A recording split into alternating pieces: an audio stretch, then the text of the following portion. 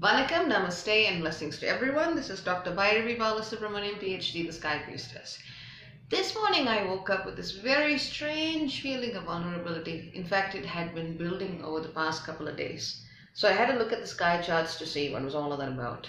I just found this feels larger than me and it's pulling me in certain directions I wouldn't normally go.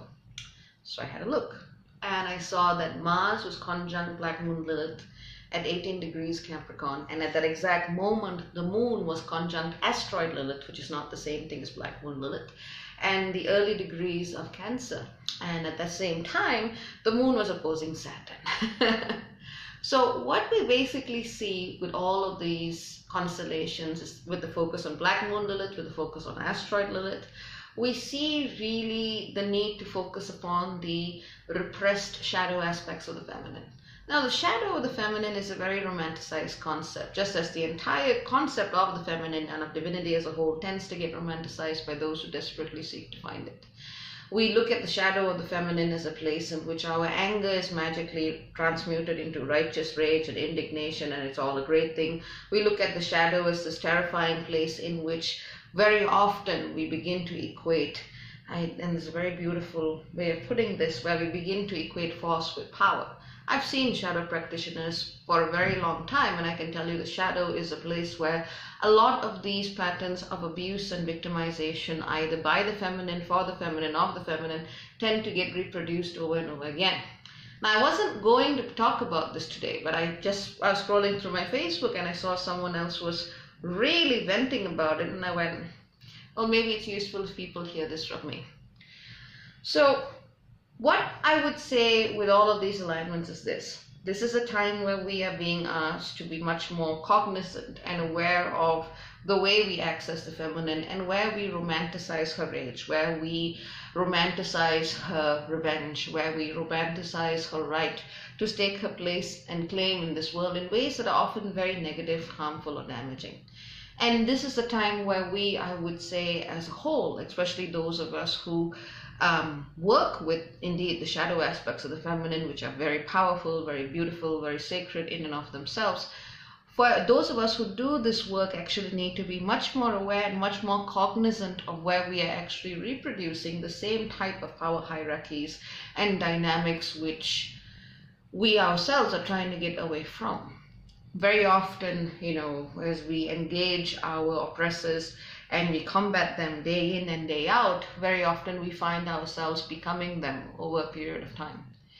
And this is a day where being mindful of such strategies of abuse and victimization, again, within the context of the feminine itself, it really comes to the fore. We don't really want our relationship with the feminine to basically be patriarchy in a skirt. And that is also one of the big, I would say, pitfalls of going on this journey in a world, in a context where ideationally, spiritually, physically, we are challenged to believe that the norm of what patriarchy has told us is indeed right, valid, and legitimate. But at the same time, for those of us who have been victimized by patriarchy's understanding of the feminine, this is the time where we are actually asked to shine our true colors, whether that's white, gold, blue, black, beautiful shade of black, I should add. That is up to us. This is a time where we need to look at the anger, the vulnerability, the wounding, the rage, the hate that comes up, and to use this energy constructively rather than as a legitimating factor in reproducing further cycles of abuse and pain. So for those of you who are feeling triggered by this, or who are indeed being triggered by others who are trying to provoke a response in you, whether it's in physical interaction, whether it's through psychic communication, this is a time where you really need to sit still. Sit still, be okay with the discomfort that arises. You being triggered into a reactive mode, where you roar up with your rising, avenging warrior woman, whatever you want to call it, is not exactly you. It's still the case of the bull basically being waved at with the red flag and the bull charging. That's not your sovereign response. Now, if you can actually sit into the center of yourself and you see whatever injustice is happening to you, and then you decide to move, and then you decide to respond that way, that is a completely different vibration. Do not react. Take the time to think through things and then respond. That puts you in a more empowered place. that allows you to challenge the underlying karmic dynamics which we have inherited individually, in terms of family, in terms of ancestry, as a global, universal collective. This is the time where we actually look at those patterns and we get the chance to rewrite the script. Because patriarchy is an extraordinarily divisive force. And the only way in which it engages with people is to either cast one person as bad and one person is good. One person is light and one person is dark. Whichever way you want to play with that dichotomy is your issue. So really, step out of that drama narrative.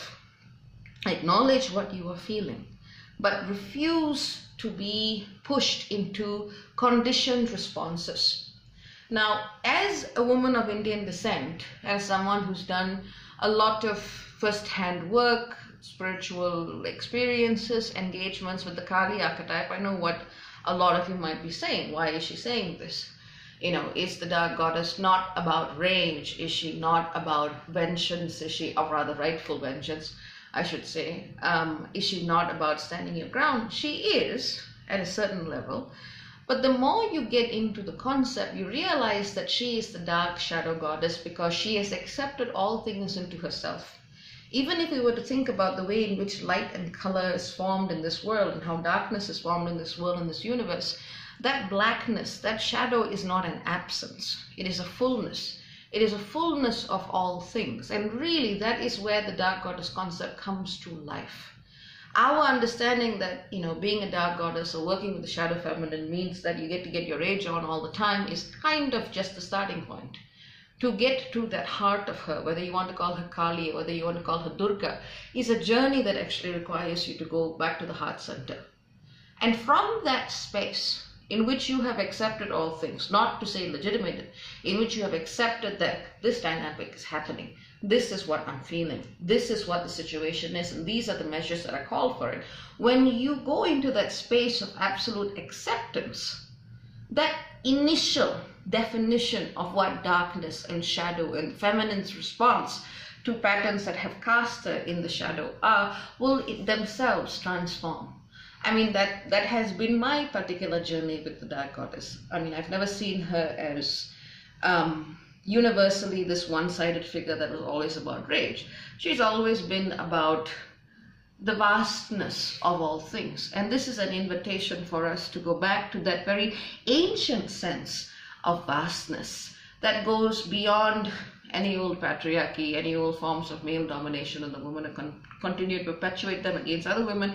It goes way, way, way, way, way older, back to the very beginning of all things. And when you remember that you are made of that source, whatever is happening around you, whatever is happening to present itself to you, tends to take a lesser significance.